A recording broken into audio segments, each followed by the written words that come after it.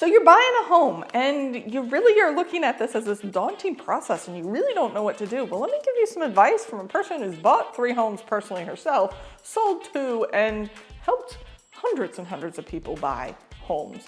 So I got 3 pieces of advice for you. First piece of advice is just take a deep breath, calm down, find the right realtor that's going to work with you, that is gonna help you, that is going to walk with you and make sure that you know exactly what's going on and know what steps are next. That is the biggest piece. If you have somebody in your corner as an agent walking you through this and not overwhelming you, so they're not saying, oh, in 10 steps we're doing this. They're saying like, hey, step 1 is here, step 2 is here. These are what you need to worry about. When we get to step 2, I'll give you 3 and 4. Like giving you little bits at a time, that is the best thing to do. That's what our first agent did. Walked us through step by step, made sure we weren't overwhelmed, but we knew what was coming, so we weren't surprised.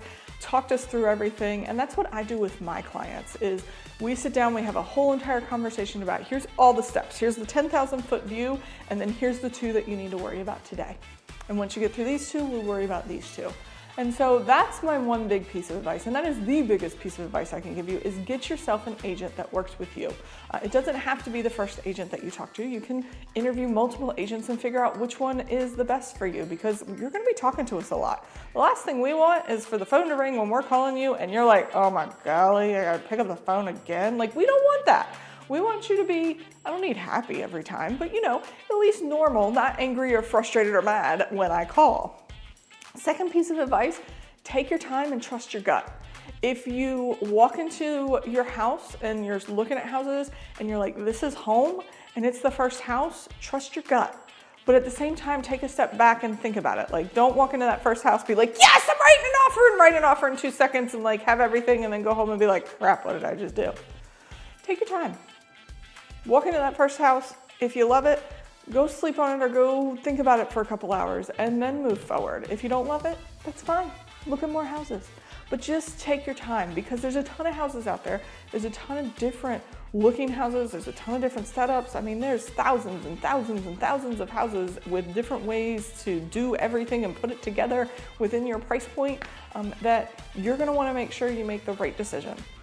But in doing that, also as a first-time home buyer, I would have a top 3 things that you want in your house, and I would have really no more than 3. And then I have a bottom 3, I don't and can't stand this list. As a first-time home buyer, you do have a more strained budget, and so your budget tends to be smaller.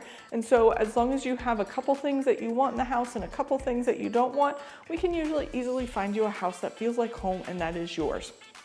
If you come to me with a list of 20 to 30 things that you want in a house and 20 to 30 that you don't want in a house, as a first-time home buyer, we're gonna have a really tough time finding you a home. Because remember, this first home, you'll probably be here somewhere between 2 and 7 years or 2 and 10 years, and then you're gonna go find the next home that's going to have more of what you want, that's going to check more of the boxes. And because you've lived in a home, that list of what you want and what you don't want is gonna get longer. It happens every single house, which means the house buying process from place to place usually takes a little longer the second, third, and fourth time around because you got a longer list. So my last piece of advice to you is just breathe throughout the whole thing. Like take time for yourself to go away if you get stressed. Call your agent if you get stressed. Have somebody that can walk you through everything because you're probably gonna get on TikTok or Instagram or Facebook. You're gonna be searching Reels. Those Reels are gonna show up with all of these different things that can happen in the house buying process. A lot of them, usually not the best stories. That is not actually what happens. Very few of the houses that I sell have crazy, crazy stories with them. A lot of them are smooth, easy sailing process. And then the other thing you'll see is, oh, they can get this and they can get that and this and why can't I? State to state, it's very different on grants that are available. It's very different on tax cuts afterwards. It's very different on a lot of different things. So pay attention to your state. If you see a reel or whatever that you're looking at and you're like, oh, does this apply to me? Call your agent and ask them.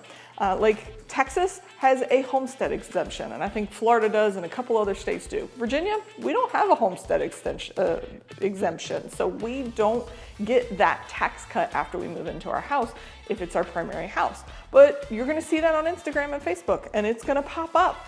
And just ask your agent. So take a deep breath, step back, maybe stay off the social media some, it'll help you, and enjoy the process. It can be a very, very exciting process to get that first house, or it could go very, very stressful. It just depends on how you set yourself up and how much you're reaching out for help and how much your agent is there to help you along.